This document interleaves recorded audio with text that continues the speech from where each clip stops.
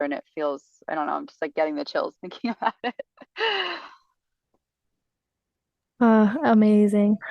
Yeah, it's a really amazing story, and it really gives me goosebumps to hear you talk a lot of the time because it's just like you said, with when you step out of that logical brain and you just step into what may not make sense, but what feels good, what feels right, that's where the miracles happen. Like just Mm, you followed the thing that didn't make sense to you. You just followed that calling and look where it's brought you. And uh it's just really inspiring because I think there's a lot of people who have had these types of callings or these, their intuition speaking to them, calling at them, like screaming at them sometimes. And a lot of people can't get the logical brain to let go. And something really mm, beautiful that I think you've said is to trust and surrender. And I actually put that at the top of mm, my little notepad today when, making notes for our conversation. It's like, trusting and surrendering just feels like such a beautiful way to, if you were to just put your life into two words. I don't know if that's just like what I feel like that's really resonant for anybody that is feeling like they know that they can have more, but they just don't know how to get themselves to go and do it. Sometimes they know exactly what they need to do or they have no idea, but just taking the next steps to get uncomfortable, I think is the key. And then just trust and surrender and trust. mm. Yeah. Wow. You said that so beautifully. Thanks. Yeah, it's really beautiful. It's a beautiful story you have. And I love that you've been able to try new things when you're out there, and you said you've had so much space to just Mm, have an idea and let your creativity flow, and just have, you have an idea about something. Oh, okay, I'm gonna try that on and see how it works. So you tried the yoga, then you tried the cacao, you tried ecstatic dance, and uh, and you're just trying all of these things. It's like you're able to tap into that inner child that was lost for a mm, while, and now it's just completely come back to the surface. It's almost like when you do psychedelics, it like just brings your inner child back. And but for you, it's mm. like you're living in that. It seems like you're really living in that playground that is life, and you're just completely free to explore whatever it is that you want to do. And it's really amazing to see what's coming out of that. Mm, thank you. Yeah, thank you for saying that and seeing me in that light. Because it brings me back to this like if if life like what are we here for, you know? And if it's not to just enjoy ourselves and play and connect and love and fall down and get back up and like experience all of the emotions, you know, what is it? And I feel like I went through this phase of taking life just way too seriously. And Mm. I was like, you know, in that mode of like I have to try, and even like I'm noticing my language as I speak about it. I'm saying like I have to, and I have to try, and um, you know, I got to do this and whatever that looks like. And when you are able to not take life so seriously and kind of take a step back and look at it from this like bird's eye view, it's like, well, what do I want to be doing here? Like I want to be happy, I want to be playful, I want to enjoy myself. So what does that look like? And where is that going to take me? Um and if I can do that and lift other people up at the same time and inspire others to live their life to their truest expression and fully, like that's magical. And I feel like that's my purpose, you know? Like I was always searching for when I was, you know, younger or whatever, like for my purpose. I was like, why am I here? Like it's got to be this big grand thing, you know, because my role model was Jane Goodall and she is a force. And I was like, I have to live up to that. And it's like it it doesn't have to look that way. And each of us are so powerful. Every interaction we have, you are influencing someone else, whether you know it or not. So your choice of words, your energy, the way that you're moving your body language, like everything is noticed. And and every moment we have that that choice and that power to inspire someone and lift someone up, or just be neutral and stand on the sidelines, or to do the complete opposite and actually like bring someone else down. So it's like, what are you choosing in each moment? How are you moving through life? What is your intention? Who do you want to be? um, so yeah, I feel like uh, that's like my new direction. That has just I've just discovered this by just living my life, and like we were talking about, notice like being aware of that inner voice and that inner calling, and trusting and surrendering it.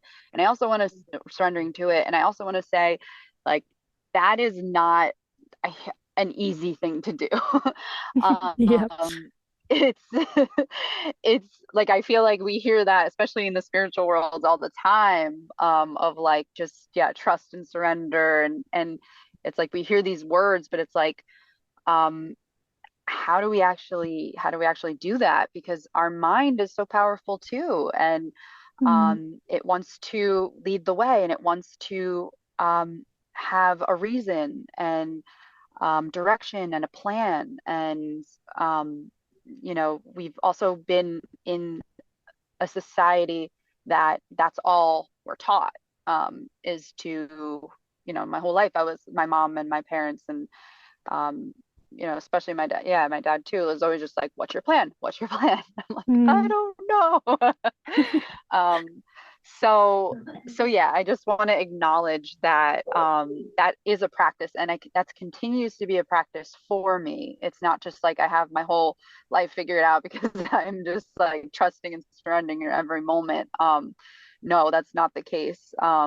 That's a daily intention, and noticing of like who, I seem to be more in my head right now, and wanting, this to look a certain way. Can I just let go a little bit and see what Mm. happens? Yeah, 100%. I think that's just so beautiful how you're able to just completely just let go of, even when you come from a society like this and come from a family who is asking for the plan. I mean, my dad did the same thing. I think it's such a um, it's very inspiring to be able to step away from that. And I think that we're very lucky also that we come from a culture of like an excuse me, individualist culture that allows us to do those kind of things. And being in Asia, like it's a completely different culture that I'm around. I'm around collectivist families, and Mm. speaking with Filipinos, it's like it's so interesting because it's so the opposite in so many different ways. It's a way more chilled culture, and it's very like take your time, like later, we can do that later. Like just, we're more slow Mm. moving, slow paced, and the Western world is obviously the opposite. And then out here, but then also when it comes to other things, like we are able to step away from that fast paced Western world into the, to do, go live our dreams and be gypsies. And like, that's okay. And it's not normal, but it's still like our families are still like, okay, go be free. Even though they had these expectations of us, it's like, okay, go do that. But then in this culture here, it's like, that's not okay, right? It's often not okay for somebody to step away from that and leave the family. And like, it's completely opposite. It's like, we are in more chilled in some areas and they're more chilled in other areas. And it's really interesting for me to experience this as I come from that world and then I come to this world. And now I'm living in the Philippines for so long that I'm getting influenced by that. And so it's just really interesting talking to someone else that's from the Western world who has more of my experience. It's different. And now for me, that feels different because I'm not used to that. It's really interesting. Mm. Yeah. And it's interesting as you were saying that, what I heard was like community.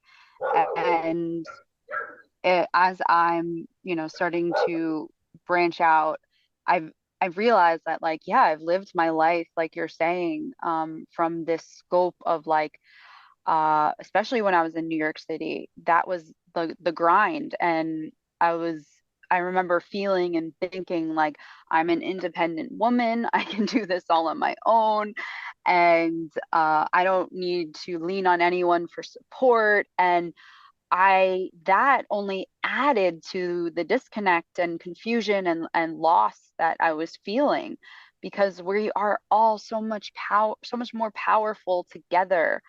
um, and we only realize that when we truly are able to find that connection, whatever that is, with each other. um, and another thing that you mentioned, um, that brought something up when you were saying that, was like, when we're leaving, when we're starting to travel, and our parents are like, you're going to go out there all alone, and that's scary. And I remember my mom just having a lot of anxiety and worry as I was beginning to travel and let go of this light, the New York City life, and the marriage. Like, everyone was worried about me, Mm. because especially as a female, um, everyone's worried for my safety.